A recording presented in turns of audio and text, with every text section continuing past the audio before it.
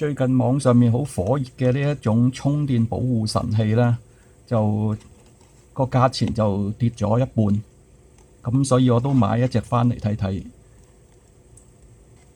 咁佢原本呢，最初推出嗰陣時呢，嗰個售價呢就係大約係48蚊人民幣嘅。咁最近呢就跌到去28蚊，咁所以我都入返一隻返嚟玩下。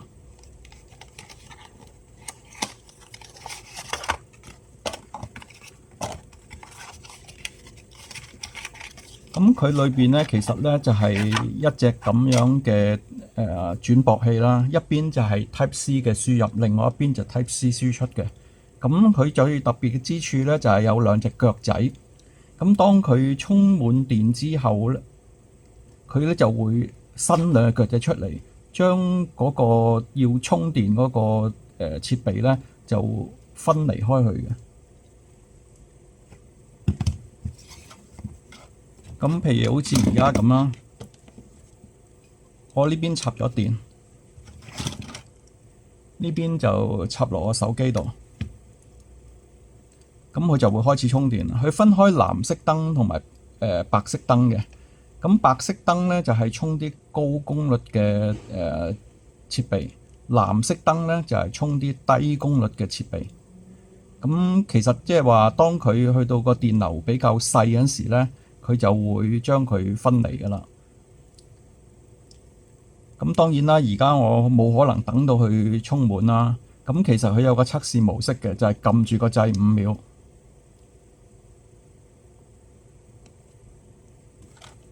咁佢閃咗燈之後呢，10秒後呢，佢就會自動分離㗎啦。咁情況係咁樣，佢跟住仲會自己縮翻入去嘅。好，咁首先試一試喺200 mA 嘅情況之下，佢會唔會跳啦？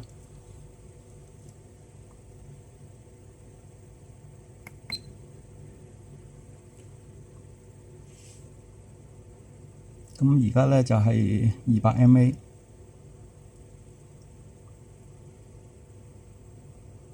睇嚟就觸發唔到嘅。咁我哋再試一試低啲嘅電流啦。咁而家就150 mA 就係大功率嘅電器。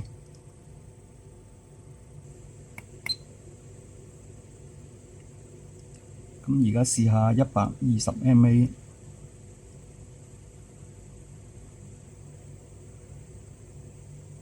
咁似乎個門檻呢，就應該係介乎喺100 mA 之間㗎啦。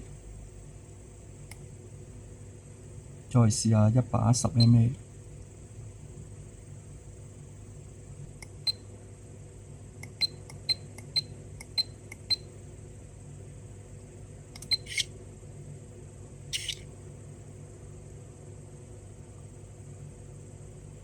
佢應該就係100至到110 mA 之間㗎啦。好，咁啊試下轉藍燈。藍燈即係細功率嘅。咁100 mA 冇反應，我就降低啲啦。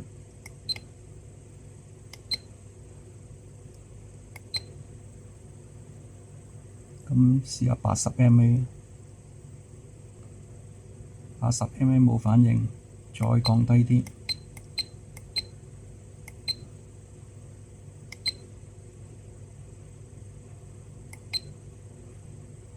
因為如果你插嗰啲耳機咧，通常都係100 mA 至200 mA 之間嘅充電嘅電流嘅。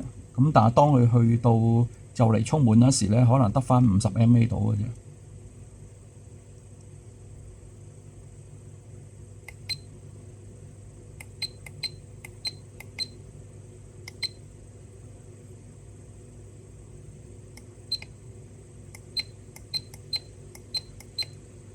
好啦，轉到50 mA。